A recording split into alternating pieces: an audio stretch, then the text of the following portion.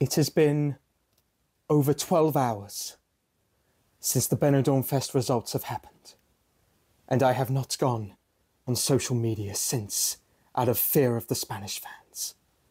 But now, I'm going to test whether it is safe to go on Eurovision social media. Nope, nope, nope, nope, nope. Not ready yet, not ready yet.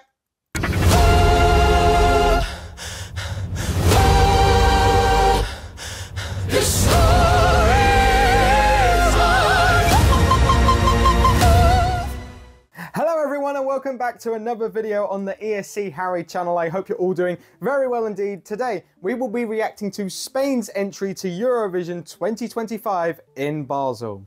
That's right, Benidorm Fest has just completed and we have a winner. It is MacLeod with the song Esa Diva.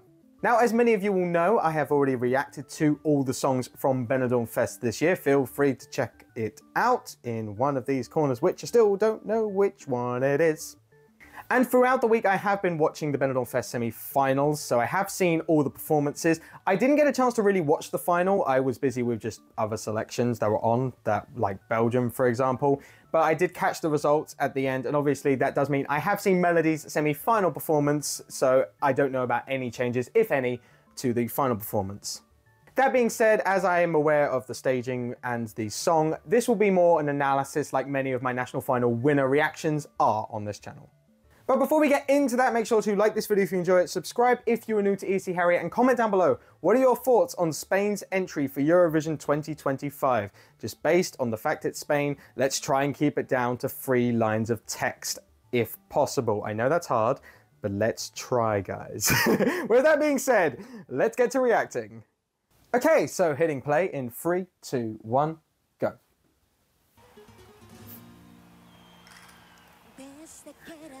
So I'll be honest, when I was watching Benidorm Fest semi-final 2, I was messaging my girlfriend at the time and I literally had to stop messaging her when I saw this beginning. I was like, she's doing her Lazara era. She's on top of something. It did look cool, I have to say. I do enjoy the beginning here. Also, for context, anyone that remembers my Benidorm Fest reaction does know I do like this one. I had this second in my ranking at the time. Getting into the first chorus here. This is camp at its highest level, and it's about to be seen with the dress, the outfit reveal, I should say, the change.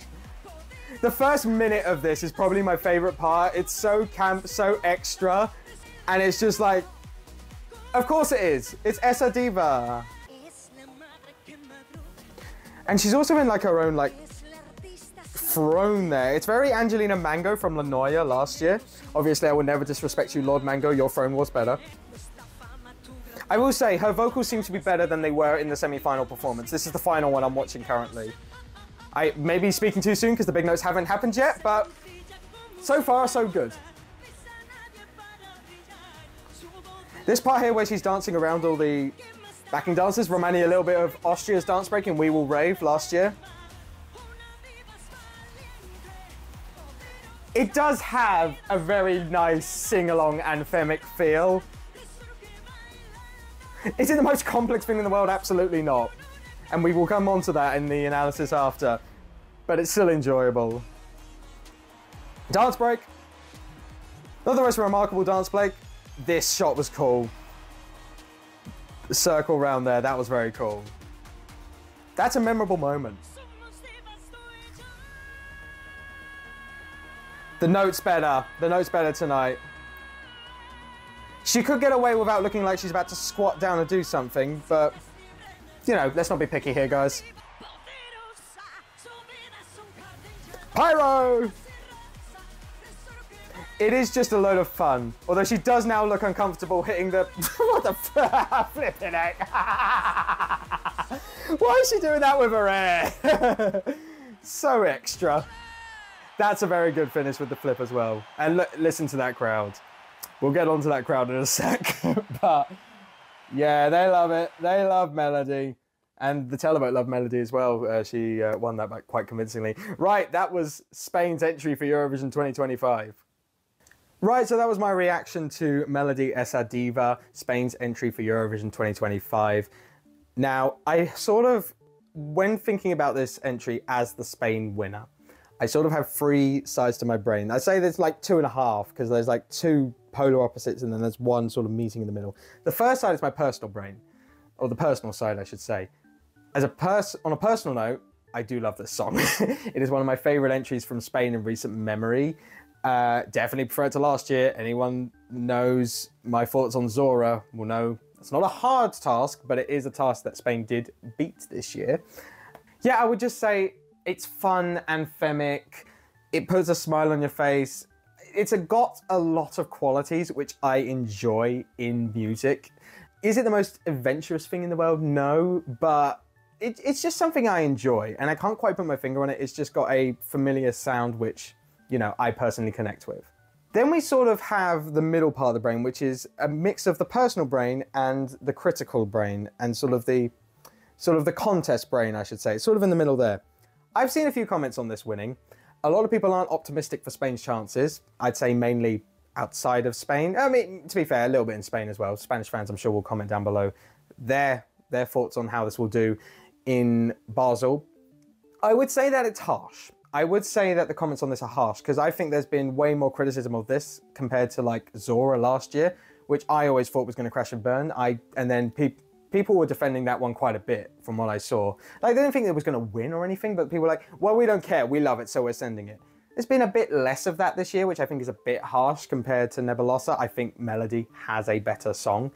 And, you know, people saying it's a guaranteed last place, I don't see that. It's possible, but there's 30 other songs that we need to reveal.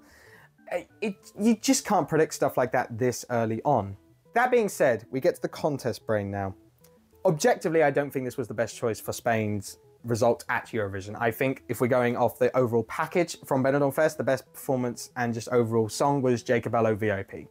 I think it had the mood, it had the vibe, it had everything you needed, and the juries saw that. That's why they gave it the jury win, and compared to Melody, who was third. And I do understand to an extent why people have hesitations, because it's one of those songs which has a lot of remarkable moments, but also has no remarkable moments. It has a lot of things that sort of check the box for a Eurovision girl bop entry. It has like the costume reveal, it has the big beginning, it has the big note. There's nothing remarkable that it's compared to different years, yet there's stuff that might stand out within the certain year.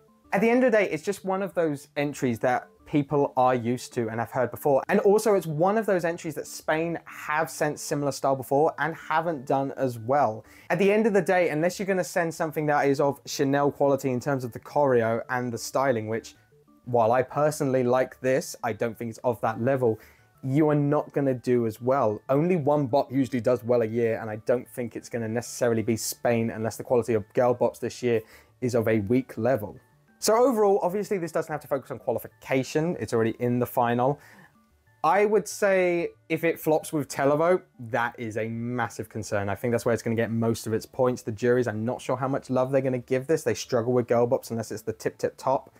And yeah, I think it's a concern for Spain also how they seem to have this reputation now of, well, I've dubbed it personally the gayest national final, or, you know, gayest campus, because it's just like, female bop, you win. I'm shocked as anyone Blanca Paloma managed to pull off a win when she did. It's just like, where's the chance for any males with that audience? You watch Benidorm Fest for 10 seconds, it's just a load of blokes who obviously are going to prefer this like female bop style. And I feel like that it seemingly is the audience that's voting.